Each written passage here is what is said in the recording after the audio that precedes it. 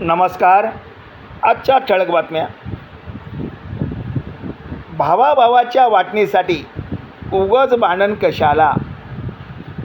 कोर्टात जाण्याऐवजी केवळ तहसीलदाराकडे अर्ज करा. तहसीलदारांचे गावात प्रबोधन. एका महिनाभरात 50 अधिक प्रकरण काढले निकाली.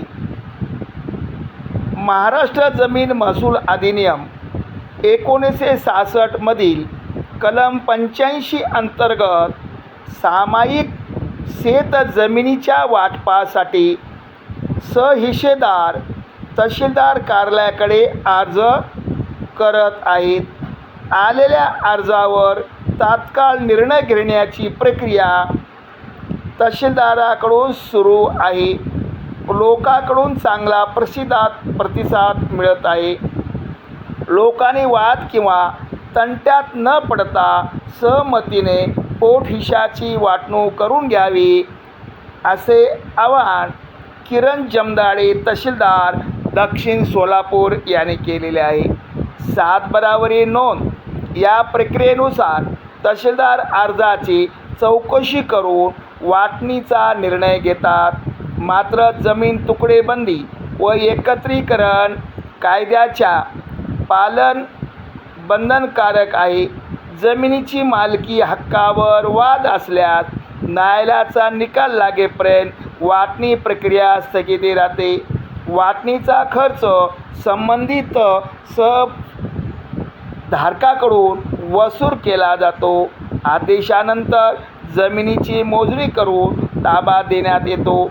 सातबारावर उतार्यावर नोंद केली जाते. पूर्वी जमिनीच्या वाटणीवरून भावंडांमध्ये मोठ्या प्रमाणात तंटे निर्माण होतात आणि अनेक प्रकरणे न्यायालयापर्यंत पोहोचत होती. मात्र आता या परिस्थितीमध्ये बदल दिसून येत आहे. राज्य शासनाच्या उपक्रमामुळे पोटहिशाची वाटणी सुलभपणे होत आहे. वाटणीसाठी तहसीलदाराकडे अर्ज केल्यानंतर तात्काळ कारवाई केली जात आहे. तसेच या प्रक्रियेबाबत जनजागृती करण्यासाठी तहसीलदार गावागावात जाऊन प्रचार व प्रबोधन करत आहेत. दक्षिण सोलापूर तहसील कार्यालयाने दिलेल्या माहितीनुसार मागील महिनाभरामध्ये एका दक्षिणमध्ये 50हून अधिक प्रकरणे निकाली काढण्यात आली आहेत. शेतजमिनीच्या वाटणीवरून होणारे कौटुंबिक वाद मिटवण्यासाठी आणि सातबारा उतारा अद्ययावत करण्यासाठी राज्य सरकारने महत्त्वाचा निर्णय घेतला आहे.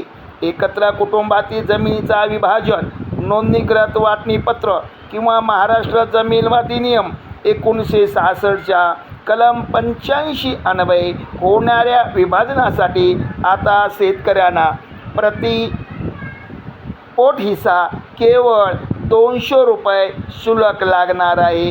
या तरतुदीमुळे सहधारकांना दिवाणी न्यायालयात न जाता महसूल यंत्रणेमार्फत जलद गतीने वाद निकाली काढण्याची संधी मिळत आहे. ही प्रक्रिया पूर्ण महाराष्ट्रामध्ये तहसीलदाराने, जसे सोलापूरच्या तहसीलदाराने प्रबोधन केलेले आहे आणि 50 निकाली प्रकरण काढलेले आहेत. तसेच प्रकारे महाराष्ट्रातील सर्व तहसीलदाराने निकाली काढून भावाभावामध्ये तंटे मिटवण्याचा प्रकार करावा.